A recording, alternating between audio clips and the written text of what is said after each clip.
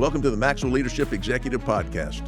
Our goal is to help you increase your reputation as a leader, increase your ability to influence others, and increase your ability to fully engage your team to deliver remarkable results. Hi, I'm Perry Holly, a Maxwell Leadership Facilitator and Coach. And I'm Chris Cody, Executive Vice President with Maxwell Leadership. Welcome and thank you for joining. As we get started, I'd love for you to go and visit maxwellleadership.com/podcast. There you can download the learner guide that Perry's created for today's lesson, or you can leave a question or a comment for us at that location if you'd like to do that.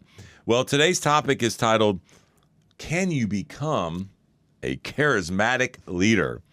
Many think charisma is something that you were born with, and it's interesting because I thought that as well. And well, because we're both born with it. Not all we get. But I didn't think that, right? Because I'm more of kind of a consistent level. I'm like, do I have that charisma? And what we're going to talk about today is that it's a choice, and you can really kind of build charisma when you focus on others versus yourself. And so John actually shares that the charisma principle, which says people are interested in the person who is interested in them. Yes. That's the charisma principle.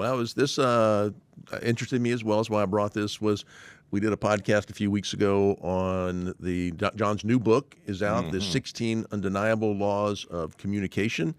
We did two laws on two back-to-back weeks, but on the second one we did law number 7, which was the law of connection, and that the law of connection basically says that leaders know that it's all about others. It's not about you. And he says it in the first part of that law. He said it is the most important law in the book. That if you're making it about you, that's going to be problematic. You need to make everything you communicate about others. I love this law of connection because it's been a big piece of my development over the last 10 years or so, is that can you protect the connection irregardless of the content? And so John would say connection over content. And if you've been married for more than about an hour, you know that you can get sideways by thinking your message, your content is so important that you can hurt the connection. If you've been a leader for more than about an hour, you know that you can hurt a connection, a relationship with someone based on the content of your message. My content is so important. I need to deliver this to you right now, and I disregard our connection over the content. And so the whole idea here is can I put the connection over the content? I can still deliver a hard message, but I can do it in a kind way. Can I do things to communicate? And I was really fascinated because John gave 4 or 5 reasons, but one of the last reasons was he said that you need to be developing charisma. And I'm like you. I said, I didn't know you could develop it. I thought you either had it or you didn't. So maybe you could take us to what do we think charisma is, and let's talk about how do we develop it. This is great. Yeah, charisma is really a combination of personal qualities that enable someone to inspire and influence others. Some other attributes, and I kind of tie this to the emotional intelligence, which we're going to talk a little bit about later, but might be confidence and charming and having courage, the ability to connect with others at that emotional level, the EQ side of things. Author Vanessa Van Edwards says the formula for charisma is warmth and competence. I love that. Warmth and competence. Yeah, you think about it. Because I don't often think about people with charisma at times that are very warm. They may be competent, but they may not be. So I love that. Yeah. She goes on to say that charismatic people signal warmth, trust, likability, collaboration, but simultaneously they signal competence, capability, power, and efficiency. I want to be that guy. I want to be that leader right there. That's really good. And I think charismatic people are both likable and respectable, both warm and credible. Yes, I was reading her work. If you don't know Vanessa Van Edwards, it's a great read on Captivate, and Cues is her newest one, but just a lot about how to relate to people and how to put your best self forward. And her work on charisma, I thought, has really affected me on that. So all of this tells me that charisma can be developed, and so I'll throw out a few. There may be 5. I'm not sure. We'll see at the end. I love it. but number one would be, and you hit it a little bit there, was develop self-confidence. You think was develop self-confidence. Well, charismatic people really believe in themselves. They and their abilities. They're an optimistic group of folks. They have a growth mindset. Yeah. And I'm not. They're not. Their confidence is not that they know everything, but that they can learn everything. They're teachable, but they have a confidence that exudes from them because they know that if I don't have it, I can get it, and I can listen and I can learn. They believe they can grow daily. It helps build confidence. What's your thought on? I think about you when it comes to this in regards to keynotes or speaking from the stage. You just mentioned growth, which I think is key to this with self-confidence. There's not a topic. I've shared this before. I tried to keep up with you for the first 10 days on a reading plan when we met years ago when I was a young lad. And you're an avid consumer of content, all types of leadership, authors, styles. And the ability to recall thoughts builds self-confidence when you're speaking to a group of people that it shows up in the charisma of how you handle a stage because of the confidence you have, because of the growth that you've gone through and prepared for years and years of preparation for those moments. And I hadn't thought about that. So you just said that the growth and the learning builds that self-confidence. I think it creates small wins, create confidence. Small learning moments creates confidence. It doesn't have to be big wins, right? It's like, oh man, I learned this today. I can speak to a little bit about that tomorrow, and then I can apply it, and then I can speak to it a little bit more. And I think that's interesting because that does give you the charisma that you have when you're on stage. I appreciate that. Well, somebody said to me, "You seem so confident when you're up there. Are you not nervous?" I go, "Well, I'm not. You know, here's what I know. I am a subject matter expert, but there's probably smarter people in the room. I do know that there's probably not anybody more prepared for this talk I'm getting ready to give than in the room, but I am well prepared. And I'm also completely okay that I might be wrong, that there's going to be someone that can point out something I don't know, and that I'm not trying to prove anything. I'm really here, and go back to the law of connection. It's not about me. I'm trying to help add value to somebody in the room, and I know I've prepared. I know this is my space, and I may be wrong, but I'm okay with that. And it gives me a level of confidence to say, tell me, you can dissent. You can actually argue with me, and I will smile and think, wow. And you'll see me often take a pen out of my pocket and make a note that I just learned something, even while I'm on the stage. Somebody just said something that I hadn't really thought about. And I try to think about a lot. I try to prepare, over-prepare. But confidence, you can build confidence by, like you said, investing, pouring into yourself, doing the work, and realizing that you can not only can share what I've learned, but I can learn. So I'm teachable. Yeah, that's good, right? So growth leads to the preparation, which leads to self-confidence, which shows charisma in a positive way when you go about through that process. Leaders, you know better than anyone that growth is essential if you want to make tomorrow better than today. But fitting growth into your calendar takes intentionality and self-discipline. So, let Maxwell Leadership help make your growth achievable. You're invited to join thousands of worldwide leaders in using the Maxwell Leadership Growth Plan. The Maxwell Leadership Growth Plan provides you with convenient and easy to implement leadership resources, including video lessons from John Maxwell, all at your fingertips.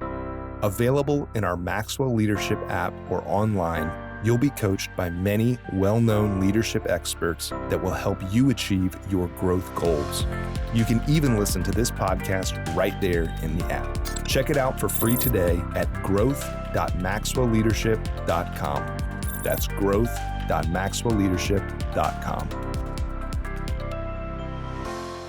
Number 2, practice your communication skills. So building kind of off of this, charismatic people listen carefully.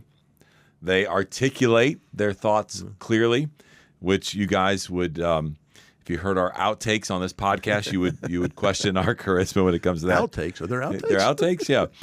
Use body language effectively. They show value to others by actively listening to understand and to serve them. There's that there's that the warmth, that connection that you've been talking about that helps drive charisma. Yeah, it's about putting your message, thinking about, I think how charismatic. You said they're succinct. They say things confidently.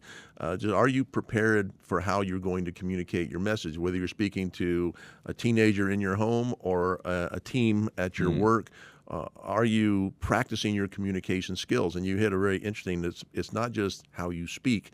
Your body language. What are you showing people? Are you showing that you're present? Are you available? Are you listening?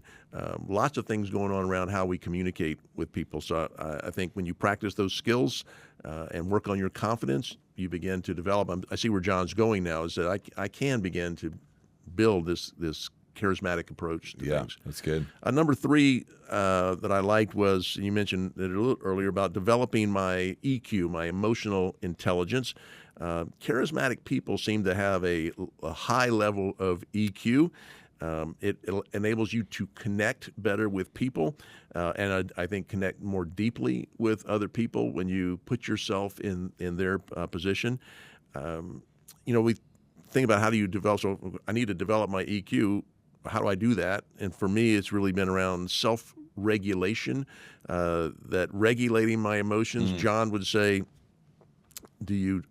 are you displaying or delaying your emotions? I thought, well, if I'm not very charismatic, I'm probably doing a lot of displaying my emotions. Charismatic people would delay, and high EQ people would delay their emotions, knowing that no matter what you said, no matter what the situation, no matter what the input was, I have a choice to make on how I respond or react to that. And I like the fact that charismatic people are able to self-regulate and not blow back on everybody that says something you don't like. That I'm able to make my choices about how I show up. I'm smiling over here while you're talking because I'm thinking about leaders that I have either seen through some of our work with other organizations that weren't able to regulate. I like that word that you used, or don't lead consistently on a daily basis, and their team they don't have any idea, right? And so while they may have a lot of energy and they may seem charismatic, they just don't know what leader they're going to get that day. And consistency's huge. And the consistency part of that. Yeah. The other thing, too, is it reminds me of a study that we talk about periodically where, man, when they study some leaders, they say 85% of the time on a weekly basis, they're thinking about the EQ side of connecting and leading with people. And so I love how you made that one of these points here in regards to us becoming a charismatic leader. Well, number 4, be clear about your why. Charismatic people have a strong sense of purpose and vision. They're passionate about their goals to be able to inspire others. I think inspire comes with when you lead charismatically. And when you have a clear direction that you're going as a team, maybe as an individual contributor, maybe as a leader of the organization, and your why is really, really strong, it adds to your confidence. I know some leaders that would say, even in some of the worst times an organization can be going through, their why is so resolute, they're so strong on it, that it gives them that charisma to where all of a sudden people around are going, yeah, we're in the boat with you, and the boat's sinking, right? Just because their why is so strong. Yeah, I came off a stage a few weeks ago, and I'd been up for 8 hours on a intense workshop with senior leaders, which makes it intense workshop for me. And I'm about ready to leave, and the guy says, how do you do that? How do you do that? You had such energy for all day. How do you do that? I go, we had done an exercise on why and purpose, about their purpose. And I thought, that little exercise? He goes, yeah, I'm living mine right now. And it gives me that energy that you generally associated with charisma. You're attracting others through your own energy. Where'd that come from? Was I tired? Heck yeah, I was tired. But I wasn't going to back down because this was me fulfilling my purpose in that moment. Love I thought, oh, wow. But he noticed, I wanted to say, did you get anything else out of the class? Or you're just amazed in my energy What's level? your number one takeaway? I can't believe how charismatic Perry was all day. My wife, you can't believe this guy. He went all day. I thought, I generally, so we work all day. Number 5. We do work longer than 8-hour days. You told us we had to work half days, but you didn't care which 12 hours it was. So I appreciate that about you. All right, number 5 was, if you're going to build charisma in you, be more charismatic, was to be more vulnerable. And charismatic people are authentic and genuine. They're not afraid of themselves, who they are, what their weaknesses are. They just come across that confidence that we spoke about earlier. Stop trying to appear perfect. Charismatic people do not appear perfect. They share their ups and downs. They share their strengths, their struggles. It builds trust when you do that, and I think that's a key component of charisma. These 5 ideas that you brought to us are great. And let's remember, as listeners, as leaders, the why behind why we want to develop charisma. Let's also remember the fact that this can be learned. But we want to make sure that we become a charismatic leader to our people, because we want to inspire and influence others. Everybody deserves to be led well. We want to create powerful, positive change inside organizations and teams that we lead. And as we're working through this, make sure, we talk about this a lot, there's a fine line between influence and manipulation, and that's your motive. And make sure that you are leading charismatically because you want the other individuals to succeed, maybe greater than yourself, which would be awesome. Leader's greatest return. And then for the organization, and then finally for yourself, your motive matters. Well, it reminds me of a lesson that I've learned here as I've been working with this team, and that I wish I'd have known when I was 25, was that you're always making people feel something. Are you aware of what you're making people feel? John says people won't go along with you. They can't get along with you. And I thought, are you a likable person? Are you working to be likable to other people? You're not going to have charisma or demonstrate positive charismatic tendencies if you are not a likable person. Yeah. So I'm thinking just that little question about, what am I making people feel? And I am always making people feel something. Could I do it on purpose? And it generally starts with the lesson I like to teach on mind your face, is that you're generally a different person when you smile and when you greet people, and your charisma begins to come out through that positiveness of starting with a smile. Before you ever open your mouth, people are already making a decision about you. So your charisma kind of enters the room maybe before you as your countenance shows up. So I love that little lesson, and I'm always thinking about that. When I'm walking through the airport now, I'm smiling, greeting, looking around. I'm thinking, because everybody else looks like they're going to a death march. And I thought, I don't want to be that. I'm trying to make people feel something positive. Yeah. And I can do it. It's my choice. As we wrap up, I want to go back, and I want to go back to the quote that we read earlier on, because I think there is a misperception of the word charisma or a charismatic leader. It makes me think too of the illustration where you're like, hey, when you walk into the room as a leader or someone with influence, we define leadership as influence. We all have influence with people. When you leave the room, there's 2 things that'll happen, right? They either go, man, that leader was the smartest individual in the room, or they'll go, man, I feel like I've learned I'm smarter now because that leader's in the room. A lot of us, I think, have this misperception that a charismatic leader is that first one. Loud, boisterous, going to tell you what I'm thinking, this, that, and they walk out. Versus I now have learned through this conversation today, and even just digging into a little bit of this in John's content, to where I go, maybe a charismatic leader is really the one that leaves that room and they go, I think I'm smarter, because of that conversation. That's good. And that experience with that leader. And so it goes back to the quote that you have in our notes here, where it says from Vanessa Van Edwards, where charismatic people signal warmth, trust, likability, collaboration, but simultaneously they signal competence, capability, power, and efficiency. That's our goal as leaders. Fantastic. Thank you, Chris. Just a reminder, if you want to get the learner guide or leave a question or a comment, you can do that at maxwellleadership.com/podcast. We love hearing from you. We're very grateful you'd spend this time with us today. That's all from the Maxwell Leadership Executive Podcast.